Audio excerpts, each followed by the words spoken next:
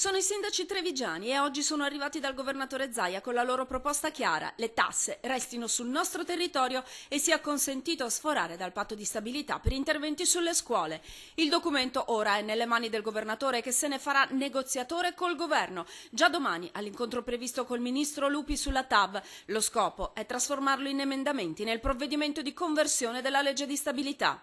Ho mandato il manifesto agli altri sindaci, ci incontreremo a breve proprio perché la condivisione deve essere la più ampia possibile, al di là proprio di ideologie o di appartenenza a questo o quel movimento. 21 miliardi di tasse ogni anno partono dal Veneto alla volta di Roma. Ne torna una percentuale minima, al punto che la spesa corrente annuale pro capite su una media nazionale di 890 euro in Veneto è di 719, nella Marca addirittura di 560.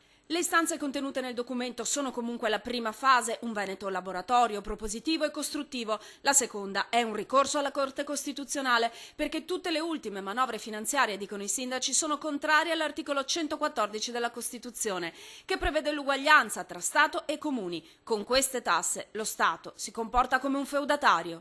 Sempre lo Stato pretende che i comuni diventino gabellieri aggiunti che per finanziarsi dovrebbero aumentare le aliquote di imposte vecchie e nuove, che sono troppo gravose per le nostre imprese e le nostre famiglie. E chiedete ad un sindaco qual è il livello di difficoltà per arrivare col bilancio fino a fine anno. Se la scala dei valori è basso, medio, alto, altissimo, siamo oltre l'altissimo. Stiamo adesso valutando di fare bilancio che teoricamente dovremmo chiudere ad aprile, però non abbiamo ancora delle certezze.